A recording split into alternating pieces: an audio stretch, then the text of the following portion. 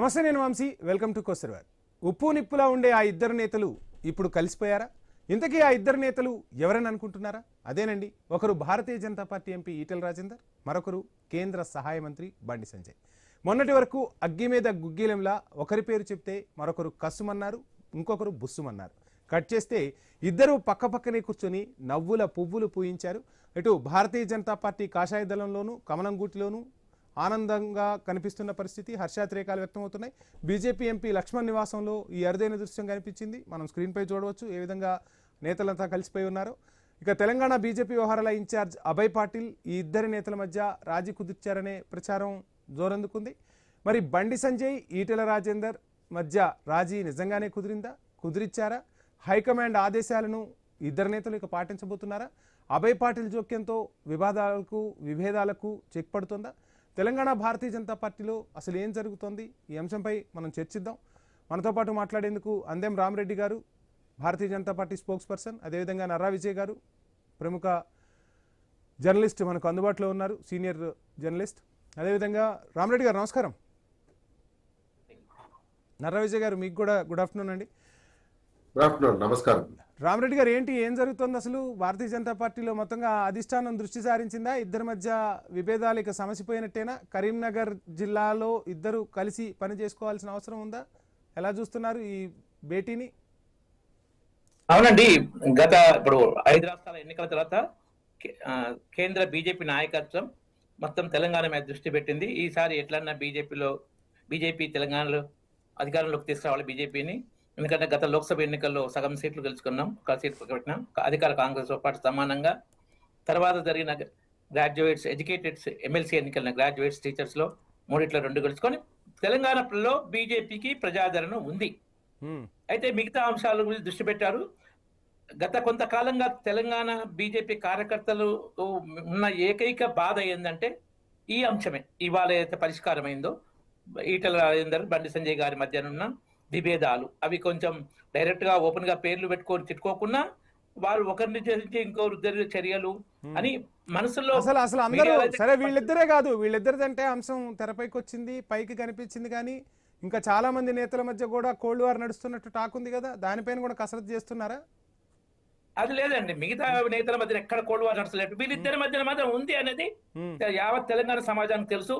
మాకు TV channel కొంచెం అంటే డైరెక్ట్ అనుకోలేదు, కానీ చెప్పినాం కానీ లేదు అని కూడా మేము కూడా అనలేదు. వాళ్ళిద్దరు మంచిగా ఫ్రెండ్లీగా ఉన్నారు, వాళ్ళిద్దరి మధ్య విభేదాలు లేవు అనలేదు. నేను కూడా చెప్పింది అంటే రాజకీయ పార్టీలో విభేదాలు ఉంటాయి, కొన్ని గ్రూపులు ఉంటాయి. తెలంగాణ బీజేపీలో తక్కువ ఉంటాయి, తెలంగాణ బీజేపీలో మిగతా జాతీయాలు చూసుకుంటే. కానీ ఒక అంశం మాట్లాడదామా ఫెయిర్ అండ్ ఫ్రాంక్ గా మాట్లాడదామా? ఏ అంశమైనా కాంగ్రెస్ లో అంతర్గత ప్రజాస్వామ్యం ఎక్కువ ఉంటుంది, కాంగ్రెస్ లో గ్రూపులు ఉంటాయి, గ్రూపులు కట్టడంలో కాంగ్రెస్ తర్వాతే. అంటే తెలంగాణ భారతీయ జనతా పార్టీ మాత్రం కొంతమంది నేతలున్నా ఎవరికి వారు యమునా తీరే గ్రూపులు కట్టడంలో కాంగ్రెస్ ను మించిపోయారన్న టాక్ వినిపించిందిగా, వాస్తవం కాదు? అది పచ్చాబద్ధం అండి. అది కాంగ్రెస్ ను మించిపోయిందన్న టాక్ లేదు, కానీ బీజేపీలో కూడా ఇట్లా గ్రూపిజం ఉందా అన్న అంశము బీజేపీ అభిమానుల బాధ ఉంది తప్ప కాంగ్రెస్ తో పోలికే లేదు. అద్వానీ గారు స్పష్టంగా చెప్పేవారు ఇంతకుముందు. ఇప్పుడు మొత్తం మరకలంటిన చెట్టు మీద మరో మరక పడ్డా ఏం కాదు, మన బీజేపీ వాళ్ళది తెల్లటి చెట్టు లాగా ఏ మరక లేకుండా ఉండే చెట్టు, చిన్న మరక పడ్డా స్పష్టంగా కనపడుతుంది. కాబట్టి మనం జాగ్రత్తగా ఉండాలి. కాంగ్రెస్ అంటే గ్రూప్ తగాదాలకు, మూడా తగాదాలకు పెట్టింది పేరు, దాన్ని వాళ్ళు నియంత్రణలోకి తెచ్చుకోలేక అందరూ కదా ప్రజాస్వామ్యం ఎక్కువ అని పేరు చెప్పుకుంటారు. మీకు డైరెక్ట్ ఎగ్జాంపుల్ ఇస్తా. కాంగ్రెస్ పార్టీలో పనులు ఎలా జరుగుతాయని షబ్బీర్ అలీ గారు అన్నారు. డబ్బు సంచులకు పడుకోబెడితేనే పనులు అయితే అన్నారు. ప్లీజ్ దయచేసి అటువంటి వర్డ్స్ వాడద్దు రామరెడ్డి గారు. ఆయన అన్నారు, షబ్బీర్ అలీ ఫోన్ లో కార్యకర్తలు అన్నారు, విన్నాము, వీడియోలు ఉంటాయి. రైట్. మీ పార్టీ అంశాల గురించి మాట్లాడదాం. ఆ పార్టీ నేతలు ఎవరు లేరు కాబట్టి ఆ అంశాలు మనం మాట్లాడకూడదు. దయచేసి ఆ వ్యాఖ్యలు వెనక్కి తీసుకోవాల్సిందిగా ఐ న్యూస్ కోరుతోంది. మరలా మీకు సమయం ఇస్తా. నేను అసలు అటువంటి వర్డ్స్ ఐ న్యూస్ ఎట్టి పరిస్థితుల్లోనే యాక్సెప్ట్ చేయదు. నర్రా విజయ్ గారు ప్లీజ్ రామరెడ్డి గారు మీకు సమయం ఇస్తాను నేను. నర్రా విజయ్ గారు, ఎలా చూడొచ్చు అంటారు? అంటే భారతీయ జనతా పార్టీలో నేతల మధ్య సమన్వయం లేదు అనేది ప్రధాని వీళ్ళందరికీ కూడా గతంలో ఒక క్లాస్ బీకారు. ఆ తర్వాత ఈ అంశాలన్నీ తెరపైకి వచ్చాయి. ఇప్పుడు పార్టీలు ఎవరైతే ఉన్నారో ఇన్ఛార్జ్ మొత్తంగా వీళ్ళిద్దరి మధ్య ఒక సయోధ్య కుదిరిచ్చే ప్రయత్నం చేశారు. ఈటెల రాజేందర్ను చేరికల కమిటీ చైర్మన్ చేశారు, కానీ ఆయన చేరికతోనే ఆగిపోయిన పరిస్థితి. ఎందుకంటే చేరికల కమిటీ చైర్మన్నే ఎవరు యాక్సెప్ట్ చేయట్లేదు భారతీయ జనతా పార్టీలో. ఇక కొత్త వాళ్ళం ఏం వెళ్తావులే అన్న పరిస్థితి కనిపించింది. ఏమైనా మార్పులు చేర్పులు ఉండబోతాయంటారా ఇక నుంచి? మార్పులు చేర్పులు అంటే ఎప్పుడు ఉంటుంది అంటే జనరల్ గా బీజేపీ అంటే ప్రజల్లో పెద్ద సానుకూలత వచ్చి అధికారంలోకి వస్తుంది అని ఒక కలిగినప్పుడు వీళ్ళ పార్టీలో చేరికలు గన పెరుగుతాయి. లేదు ఇప్పుడు వీళ్ళ మొత్తం ఆధారపడి బీజేపీ ఆధారపడి ఉన్నది ఏంటంటే ఒకటి ప్రధానంగా మోడీ చరిష్మా మీదనే వాళ్ళ పార్టీ నడుస్తుంది. పేరుకు నిర్మాణము ఆర్ఎస్ఎస్ రకరకాలుగా చెప్పొచ్చు, కానీ మోడీ చరిష్మా మతానికి సంబంధించినటువంటి అంశం. ఈ రెండు అంశాలే ఆ పార్టీని బలోపేతం చేసినటువంటి అంశం. ఎప్పుడైతే మోడీది ప్లస్ మతానికి సంబంధించినటువంటి అంశం ప్రజల్లో క్రమంగా చైతన్యవంతం అవుతున్నటువంటి సందర్భంలో వాళ్ళకి తగ్గిపోతూ వస్తుంది. ఇప్పుడు 240 అంతకుముందు నుంచి 240కి పడిపోయినటువంటి అంశం దేశంలో ఉన్నటువంటిది. ఇప్పుడు దేశంలో పడిపోతుందంటే ఆ తెలంగాణలో మొత్తం జీరో అయిపోతుంది. అంత సీన్ రాదు. ఇక తెలంగాణలో ఏమంటే జనరల్ తెలంగాణలో ఏంటంటే అప్పుడప్పుడు ఇట్లా పొంగుతుంటది. ఇప్పుడు 8 సీట్లు ఎంపీలు వచ్చినాయి, గతంలో కూడా ఒకసారి వచ్చినాయి, 8 రాలే, కానీ కొన్ని ఎక్కువ సీట్లు ఉమ్మడి ఆంధ్రప్రదేశ్ లో ఉన్నప్పుడు 7 వచ్చినాయి. రెండు రాష్ట్రాలు కలిపి 7 వచ్చినాయి. అప్పుడప్పుడు ఇట్లా టక్కున వస్తుంది తప్ప ఒక ప్రధానమైనటువంటి లీడర్షిప్ కానీ ప్రజానీకం వాళ్ళని పూర్తి స్థాయిలో ప్రాంతీయంగా ఒక ముఖ్యమంత్రి పోస్ట్ ఇచ్చి అధికారంలోకి తీసుకురావడానికి ఇక్కడ ప్రజల మైండ్ సెట్ ఇంకా ఆ స్థాయికి చేరలేనటువంటి అంశం. ఈటెల రాజేందర్ అంతకుముందు ఉన్న బీఆర్ఎస్ మీద కోపంతో ఏదో ఆ పార్టీలో చేరారు. చేరిన తర్వాత ఇప్పుడు ఈటెల రాజేందర్ కు బండి సంజయ్ కి చాలా పడలేనటువంటి సిచ్యువేషన్ కనిపించింది. పోస్టర్లే వేసుకున్నారు. ఈయన ఇండైరెక్ట్ స్టేట్మెంట్ ఈటెల రాజేందర్ ఇచ్చారు. ఈటెల రాజేందర్ ఇంటి ముందే ముస్లింలతోటి బండి సంజయ్ పోస్టర్లు వేయించిండు. అవన్నీ తెలిసినటువంటిది. మళ్ళీ ఏదైనా వస్తే హిందూ ముస్లిం తేడా తీసుకురావచ్చు అనేటువంటి ఇది ఇంటర్నల్ పార్టీ. జనరల్ గా నేను అనుకుంటా బీజేపీ కావచ్చు ఆర్ఎస్ఎస్ కావచ్చు మిగతా అంశాలు ఎట్లున్నా వ్యక్తిగత జీవితాలు ఎట్లున్నా పార్టీకి ద్రోహం చేస్తే మాత్రం పార్టీకి సంబంధించినటువంటి ద్రోహం చేస్తే అది బండి సంజయ్ కావచ్చు ఇంకెవరు కావచ్చు చాలా సీరియస్ లేట్గా అయినా యాక్షన్ తీసుకుంటారు. ఆ పార్టీలో జనరల్ గా మిగతా కాంగ్రెస్ పార్టీ కంటే భిన్నంగా ఏంటంటే ఉన్నదంటే లేట్ అయినా యాక్షన్ తీసుకుంటారు. అటువంటి ఈ మధ్య కాలంలో బండి సంజయ్ కూడా పార్టీ క్యాడర్ కానీ పార్టీ పెద్ద నాయకులు కానీ మాట్లాడకపోవడం, ఆయన ఇంటికి పోకపోవడం, ఆయన మీద నిరసన ఆర్ఎస్ఎస్ కు సంబంధించినటువంటి వాళ్ళు చాలా కోపంగా ఉన్నారు అనేది కూడా వచ్చినటువంటి అంశం. అది జరిగింది. ఇప్పుడు ఈ రోజు దానికి సంబంధించి బండి సంజయ్ కూడా కేసు అయింది. ఇంటి పర్సనల్ విషయం కేసుకు సంబంధించి ఇవన్నీ ఒక రకమైన బ్యాడ్ వస్తున్నాయి, శకనాలు ఉన్నాయని బండి సంజయ్ కూడా ఒక రకమైన రాజీ పడినటువంటి అంశం. పార్టీలో అందరు చెప్పినటువంటి అంశం కావచ్చు. ఇద్దరు కొద్దిగా ఇది ఎక్కువ కాలం ఉంటుందని తెలియదు. ఇప్పుడైతే ఇద్దరిని కూర్చోబెట్టి మాట్లాడడంతో రాజకీయంగా కొంతకాలం సర్దుమనిగే అవకాశం ఉంటుంది. మళ్ళీ ప్రధానంగా ఇక్కడ వస్తుంది ఇప్పుడు పార్టీలది ఉన్నటువంటి అధ్యక్ష పదవి. నెక్స్ట్ మళ్ళీ బండి సంజయ్కి అధ్యక్ష పదవి ఇస్తారా, ఈటెల రాజేందర్కి ఇస్తారా? ఈటెల రాజేందర్ అంటే ఇద్దరు కూడా కరీంనగర్ కు సంబంధించిన వాళ్ళే. కరీంనగర్ కాస్త భారతీయ జనతా పార్టీకి పట్టుంది. అంటే ఇక్కడ మాట్లాడుకోవాలంటే ఉత్తర తెలంగాణ గురించి మాట్లాడుకుందాం మనం. ఉత్తర తెలంగాణలో భారతీయ జనతా పార్టీకి పట్టుంది. సో అక్కడ ఎవరికి వాళ్ళు, ధర్మపురి అరవింద్ తన రాజకీయం తాను చేస్తాడు, బండి సంజయ్ రాజకీయం చేస్తాడు, ఈటెల రాజేందర్ రాజకీయం చేస్తారు. ఇక ఎవరికి వాళ్ళు యమునా తీరే అన్న పరిస్థితులు కనిపిస్తున్నాయి అనేది బీజేపీలో అంతర్గతంగా సాగుతున్న చర్చ. అయితే ఎవరో ఒకళ్ళు అంటే ఒక సీఎం అవ్వాలి అన్నా, అంటే మాస్ క్రౌడ్ని పుల్ చేయాలన్నా, క్రౌడ్ పుల్లర్ కావాలన్నా ఆ క్రౌడ్ పుల్లర్ అంతగా భారతీయ జనతా పార్టీలో లేరు. అలాంటి నేతల కోసం చూస్తున్న సమయంలో ముందు ఇంట్లో చక్కబెట్టుకొని ఆ తర్వాత బయట వాళ్లను లాక్కు రావాలన్న ఉద్దేశంతో ఉందా భారతీయ జనతా పార్టీ? రామరెడ్డి గారు ఆ పరిస్థితులు చేయబోతుందా? అంటే ఇక చేరికలు ఉండబోతున్నాయనే నా క్వశ్చన్. బీజేపీలో ఇప్పుడు క్రౌడ్ పుల్లర్స్ ఉన్నారు. బీజేపీలో ఇప్పుడు ఉన్న నాయకులు బీఆర్ఎస్ లో కాంగ్రెస్ లో ఎంత మాట్లాడగలిగి ఇంత ప్రజాదరణ ఉన్న నాయకులు లేరు. ఇప్పుడు మెదక్ పార్లమెంట్ లో మేము ఏ ఒక్క అసెంబ్లీలో సరే మీరు అన్నారు కదా రామరెడ్డి గారు సూటిగా నాది ఒకటే క్వశ్చన్. బీజేపీలో క్రౌడ్ పుల్లర్స్ ఉన్నారు, అటు బీఆర్ఎస్ కన్నా కాంగ్రెస్ కన్నా మాకు మంచి నాయకత్వం ఉందన్నారు. ఉత్తర తెలంగాణ అంటే టక్కున 4 పేర్లు చెప్పచ్చు. ధర్మపురి అరవింద్, బండి సంజయ్, ఈటెల రాజేందర్ ఇట్లా 4 పేర్లు చెప్పగలుగుతాం. దక్షిణ తెలంగాణలో ఒక 4 పేర్లు చెప్పమంటే చెప్పలేని పరిస్థితి కనిపిస్తుంది కదా. డీకేఆర్న వేరే అటు నుంచి తీసుకొచ్చాం అనుకోండి కాంగ్రెస్ పార్టీ నుంచి, మరి ఏది దక్షిణ తెలంగాణ? ధర్మపురి అరవింద్ గాని బండి సంజయ్ గాని ఎమ్మెల్యేలుగా ఓడిపోయిన వాళ్ళు వీళ్ళు. యా వీళ్ళ చరిత్ర అది ఉంది ఎప్పుడైనా ఎమ్మెల్యే ఏంది ఏంది నాకు వినరాలే ఏంది కాదు. ఇప్పుడు ఈ డీకే అన్న గారు ఉన్నారు, అవును. ఉంటేనే కాంగ్రెస్ వచ్చిండు. మరి బయట నుంచి వచ్చిన నాయకులు చేరికలు ఏమంటారు, మళ్ళీ మీరు ఉన్నోళ్ళు బయట నుంచి వచ్చిన వాళ్ళు అంటారు. ఈ డబుల్ మాటలు కరెక్ట్ కాదు. డబుల్ ఇంజన్ సర్కార్ ముందు డబుల్ మాటలు వద్దా? మీరు ఇట్లా డబుల్ అంటే ఒకదాని కోటి అగెనిస్ట్ మాటలు కరెక్ట్ కాదు. ఏరు మరి దక్షిణ తెలంగాణలో మీ నాయకత్వం ఏది అసలు? మంచిగా నేను మాట్లాడండి. రఘునందన్ రావు గారు బయట నుంచి వచ్చినలే, గోడం నగేష్ బయట నుంచి వచ్చినలే, డీకే అన్న గారు బయట నుంచి వచ్చినలే, ఈటల రాజేంద్ర బయట నుంచి వచ్చినలే, ధర్మపురి అరవింద్ కూడా ఆర్ఎస్ఎస్ ఏబీపీ దీంట్లో వచ్చిన కాదు. అయినా బీజేపీలో నిలకడగా ఉన్నారు. ఈ ఒక్క ఇష్యూ తప్ప ఏ ఇష్యూ లేదు. కాకపోతే ఏంటంటే కుటుంబ పార్టీలు బీజేపీ మోడీ పని చేయట్లేదు, బీజేపీ ప్రభుత్వం పని చేయట్లేదు, బీజేపీ పార్టీ అందామంటే లేదు ఆస్కారం. ఇక బురద జల్లడం కోసం రకరకాలు, ముఖ్యంగా తెలుగు రాష్ట్రాల్లో ఈ కమ్యూనిస్టులు కొంత ఇప్పుడు కమ్యూనిస్ట్ అనలిస్ట్ వేసుకొచ్చి మీడియా ఛానల్లో విషయం చెబుతారు. మీడియా ఛానల్లో అనలిస్టులు అంటున్నారు. స్వయంగా మీ ప్రధాని, భారతదేశ ప్రధాని, భారతీయ జనతా పార్టీ కీలక నేత మోదీయే తెలంగాణ ఎంపీలకు సంబంధించి కానీ తెలంగాణ రాజకీయానికి సంబంధించి కానీ క్లాస్ బీకలేదా? ఇది వాస్తవం కాదా? మీరు ఎందుకు అసలు అందరూ సమన్వయంగా పనిచేసుకోవట్లేదు? సోషల్ మీడియాలో ఎందుకు యాక్టివ్గా లేరు? అటు అసదుద్దీన్ ఓవైసీని చూడండి, మజ్లిస్ పార్టీని చూడండి అని చెప్పలేదా? ఈ విషయాలు మాట్లాడలేదా? ఏదన్నా పార్టీలో మంచి కోరుకుంటప్పుడు మీరు ఇలా చేయండి, వేరే వాళ్ళకి కొన్ని ఆస్పెక్ట్స్ చెప్తారు తప్ప. మరి మీరు జర్నలిస్టులని తర్వాత కమ్యూనిస్టులని మాట్లాడుతున్నారు కదా, అందుకోసం ఈ అంశం తెరపైకి తెచ్చా. వంశీ గారు ఏదన్నా న్యూస్ గా చూస్తే చూసే వాళ్ళు ఎక్కువ చూడరు, దానికి ఇది రాదు, ఏది మంచి అది రాదు. దానికి కొంచెం మసాలా, చాలా మురిగికు బాగా మసాలా కలిపితే అట్లాంటి బాగా మనం చూస్తారు, వ్యూవర్షిప్ పెరుగుతుంది, టీఆర్పీ పెరుగుతుంది. అట్లా మసాలా కలపడంలో వస్తాయి తప్ప మోడీ గారు ఏ రాష్ట్రం పోయినా అక్కడ పార్టీలో ఉన్న లోపాల గురించి చెప్తుంటారు. దేశవ్యాప్తంగా అది తెలంగాణకు వచ్చినప్పుడు వాళ్ళు చెప్తారు, ఢిల్లీలో పిలిచినప్పుడు చెప్తారు. తప్పులు లేవని అనట్లేదు. తెలంగాణ బీజేపీ ఇది ముఖ్యమైన అంశం. చిన్న నాకు నేను చెప్తున్నాను, ఒకసారి 6 ఏళ్ల కింద నడ్డా గారు వచ్చారు, వారితో ఫేస్ టు ఫేస్ చౌటుప్పల్లో ఒక ఫంక్షన్ లో. అంతదాకెందుకు సార్ రామరెడ్డి గారు, నిన్నగాక మొన్న మీ పార్టీ జాతీయ అధ్యక్షుడు నితిన్ నవీన్ ఓపెన్ గా డోర్లు తెరుస్తున్నామని చెప్పి తెలంగాణలో ఆఫర్ ఇచ్చిపోయారుగా. చేరికలు ఉన్నాయంటలేను, చేరికలు తీసుకుంటాం. ఎందుకంటే పార్టీ ఇప్పుడు అస్సాం ముఖ్యమంత్రి బయట వచ్చినాడు, అద్భుతంగా పనిచేస్తుండు. జ్యోతిరాదిత్య సింధియా కాంగ్రెస్ వచ్చినాడు, అద్భుతంగా పనిచేస్తుండు. బయట పశ్చిమ బెంగాల్ కూడా అంతేలేండి. పశ్చిమ బెంగాల్ కూడా అంతే కదా. ఎవరు? పశ్చిమ బెంగాల్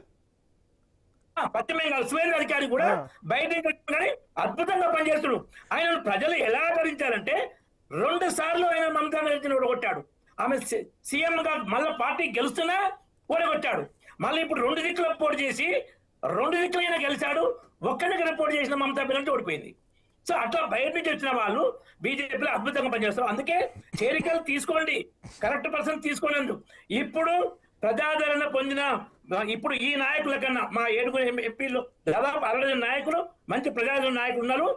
అంతకు మించి ప్రజాదరణ తెలంగాణ రాజకీయాల్లో ఎవరెవరంటే మాటల కాడి రేవంత్ రెడ్డికి ఉంది ప్రజాదరణ, సరే మాటలతో చేస్తూనే.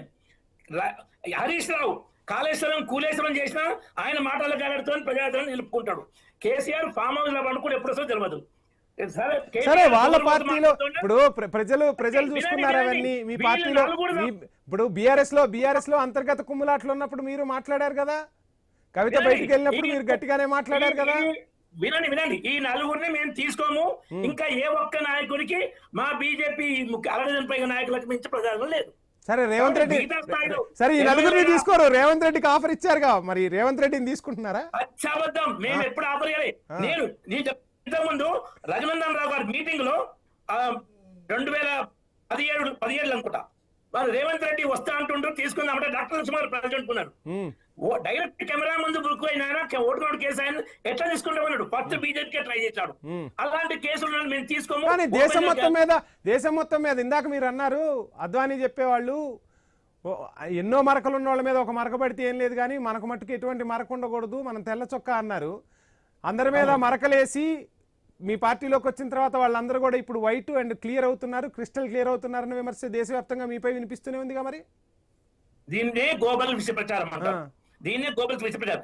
వీళ్ళు ఎవరి మీద ఆరోపణలు వస్తాయి, ఓసారి ఆరోపణలు వచ్చినప్పుడు ప్రతిపక్షాలు ఉన్నప్పుడు ఆరోపణలు ఉన్నప్పుడు విమర్శిస్తాం. ఆరోపణలు నిజమా కాలం తర్వాత విమర్శిస్తాం. ఇప్పుడు ఇప్పుడు కాదు, రేవంత్ రెడ్డి లాగా తెలంగాణ బలిదేవత అన్నామను తెలంగాణ దేశ భారత మాత అని అన్నాం మేము. ఆ స్థాయిలో మేము మాట్లాడం. యా రైట్ రైట్ రైట్ సమయం ఇస్తాను రామరెడ్డి గారు మాట్లాడదాం. నర్రా విజయ్ గారు, అంటే ఏ రాజకీయ పార్టీ అయినా ఇతర పార్టీల్లోని నాయకులను ఆకర్షించవచ్చు, ఆ పార్టీలోకి చేర్చుకోవచ్చు. ఇప్పుడు భారతీయ జనతా పార్టీ వ్యూహం ఏంటి అంటే, ఒక రకంగా తెలంగాణపై ఆ పార్టీ ముఖ్య నేత అమిత్ షానే ఫోకస్ పెట్టారు. అమిత్ షా కనుసన్నల్లోనే ఇప్పుడు తెలంగాణ భారతీయ జనతా పార్టీ రాజకీయం నడుస్తుంది అన్న టాక్ వినిపించింది. ఇప్పుడున్న పరిస్థితుల్లో మొత్తం అస్త్రశస్త్రాలు భారతీయ జనతా పార్టీ తెలంగాణపై సంధిస్తుంది. మీరు ఇంతకుముందు కూడా ఒక మాట చెప్పారు, ప్రజల్లో రావాలి, నాయకులు వస్తే కాదు అని చెప్పి. కానీ కొన్ని సందర్భాల్లో గత గవర్నమెంట్లో మనం చూసాం, బీఆర్ఎస్ నుంచి కొంతమంది కీలక నేతలు కాంగ్రెస్లోకి వచ్చిన తర్వాత ఒక వేవ్ క్రియేట్ అయింది. ఆ వేవ్తో ప్రభుత్వమే మారిన పరిస్థితి కూడా కనిపించింది. దానికి ఒక ఎగ్జాంపుల్గా నేను ఖమ్మం జిల్లా అని చెప్తాను. సో అలానే ఇప్పుడు భారతీయ జనతా పార్టీ కూడా కొంతమంది ముఖ్య నేతలను, అంటే మల్లారెడ్డి లాంటి ప్రభావం చూపే నేతలను, ఆర్థికంగా అంగబలంగా అటువంటి నేతలను టార్గెట్ చేస్తుంది. నెక్స్ట్ ఆపరేషన్ అదే తెలంగాణపై జరగబోతుందన్న టాక్ కూడా వినిపిస్తోందిగా. సక్సెస్ అవుతుందంటారా ఆ ఫార్ములా? బీజేపీ ఏదైనా ఇటువంటి సక్సెస్ ఈజీగా అవుతుందండి. ఇప్పుడు బెంగాల్లో చూసినా కదా, 60 మంది ఎమ్మెల్యేలనే తీసేసుకున్నారు. అది క్షణం సీఎం రమేష్ కి అప్పచెప్తారు ఈ పని అంతా. ఆయన చెప్పిండుగా క్షణంలో తీసుకొస్తాను వీళ్ళందరినీ అని అన్నాడు. ఇప్పుడు కాంగ్రెస్ ఉంది, రేవంత్ రెడ్డితో సహా ఈజీగా వెళ్ళిపోయే అవకాశం కూడా ఉంటది. రేవంత్ రెడ్డి ఎందుకంటే ఆఫర్ కూడా ఇచ్చిండు కదా, మోడీ ఆఫర్ ఇచ్చిండు కదా, హైదరాబాద్ కి వచ్చి ఆఫర్ చూడు, పని చేసి చూడు అని. ఆల్రెడీ ఈయనకు బీజేపీదే ఉండే, అటువైపు చంద్రబాబు నాయుడు ఉండే. క్షణం వాస్తవం సీఎం రమేష్ కి చెప్తే చాలు, ఒక 30 మంది 60 మంది ఎమ్మెల్యేలను ఒక 15 మంది ఎంపీలను తీసుకున్న వాళ్ళు పెద్ద విషయమే కాదు కదా. ఇక్కడ ఊరికేనే క్షణంలో తీసుకుంటారు, అది పెద్ద విజయం. అట్లాంటి విషయంలో బీజేపీ తోపుగానే పనిచేస్తుంది. మరి ఆ టార్గెట్ మరి ప్రజలు ఎట్లా యాక్సెప్ట్ చేస్తారు? ఎందుకు ఇప్పుడు వాళ్ళది నడుస్తుంది, దేశవ్యాప్తంగా పవర్ లో ఉన్నారు, డబ్బు ఉంది, డబ్బు ఇచ్చి తీసుకుంటున్నటువంటిది. ఏమన్నంటే ఈడీ దాడి చేస్తుంది, సిబిఐ దాడి చేస్తుంది. సువేంద్రాధికారి కూడా అంతేగా, సిబిఐ దాడి అదంతా అయినాక ఆయన లొంగి ఇళ్ళకి వచ్చిండు. హేమంత్ బిశ్వాస్ శర్మది అట్నే ఉన్నాయి, దాంట్లోకి పోయి నాక ఇదంది. ఇప్పుడు రేవంత్ రెడ్డి ఉన్నాడు, రేవంత్ రెడ్డికి మంచి ఇంకా ఓటుకు నోటు కేసు చాలా క్లియర్ గా ఉన్నటువంటి అంశము. ఆయన కూడా వస్తే బాగానే ఉంటది. ఇంకా ఈటల రాజేందర్ జై శ్రీరామ్ అనేది కొంచెం తక్కువ స్టోన్ తో అంటాడేమో, ఆయన కరెక్ట్ గా అంటాడు. ఇంకా జై శ్రీరామ్ అనే రేవంత్ జై తెలంగాణ అన్నాడు, కానీ జై శ్రీరామ్ అనేది ఎక్కువ టోన్ తో ఈజీగా అంటాడు. మళ్ళా అందుకే ఇది అంత ఏంటంటే రేవంత్ రెడ్డికి కిషన్ రెడ్డి ఏంటో రామరెడ్డి గారు ఏదో చెప్పబోతున్నారు. రామరెడ్డి గారు కిషన్ రెడ్డి నువ్వుకే కిషన్ రెడ్డి మీద ఎందుకు విమర్శ చేస్తున్నా అంటే, రేవంత్ రెడ్డి వస్తుంటే కిషన్ రెడ్డి ఏమైనా ఇంటర్నల్ గా అడ్డుకుంటున్నాడు ఏమో, నేను వస్తుంటే ఆయన అడ్డుపడుతున్నాడు అది కిషన్ రెడ్డిని టార్గెట్ చేసి విమర్శిస్తుంటాడు. కిషన్ రెడ్డి ఆ కిషన్ రెడ్డి కేంద్ర మంత్రులతో సీఎం ని కల్పిస్తున్నారుగా రాష్ట్ర అంశాలకు సంబంధించి. ఇక మరి అది మోడీకి వాళ్ళకు కుదిరినది ఏమన్నా రాజీ కుదిరింది, ఇటువంటి రాజీలు ఉంటాయి. అందుకనే మరి లేకపోతే రామరెడ్డి గారు ఏదో చెప్పబోతున్నారు. రామరెడ్డి గారు ప్లీజ్ ప్లీజ్ ప్లీజ్ ఏంటి పని అయితే అయితలేదు కదా, మెట్రో పని అయితే. ఒక్క నిమిషం నర్రా విజయ్ గారు, ఒక్క నిమిషం. రామరెడ్డి గారు చెప్పండి. నెహ్రూ ప్రధానిగా ఉన్నప్పుడు చైనా యుద్ధ కాలంలో నెహ్రూ గారు వాజ్పేయి గారిని తైవాన్ వెళ్ళమని కోరితే వెళ్ళారు. అంటే నెహ్రూ వాజ్పేయి పార్టీలు మారడానికి ఏకమైనట్ట. పివి నరసింహారావు గారు ప్రధానిగా ఉన్నప్పుడు జెనీవాలో పాకిస్తాన్ ఒక రెజల్యూషన్ పెట్టింది, మానవ హక్కుల ఉల్లంఘన కాశ్మీర్లో అని. దాన్ని ప్లీజ్ మీరు మాట్లాడే మధ్య రాలే, వాజ్పేయి గారిని ఆగండి, వాజ్పేయి ప్లీజ్ పెద్దదు, నేను మాట్లాడుతూ డిస్టర్బ్ చేయొద్దు. వాజ్పేయి గారిని వెళ్ళమంటే వెళ్ళి అది వీగిపోయింది. విదేశాంగ మంత్రి సల్మాన్ ఖుర్షిద్ వాజ్పేయి గారికి సహాయకులుగా వెళ్ళారు, అద్భుతంగా కలిసి పనిచేశారు. అట్లా అంటే దాన్ని మేరేసే జుడో, దేశం కోసం పిఎంసీ సీఎం జుడో అన్నాడు తప్ప బీజేపీలో చేరమనలే.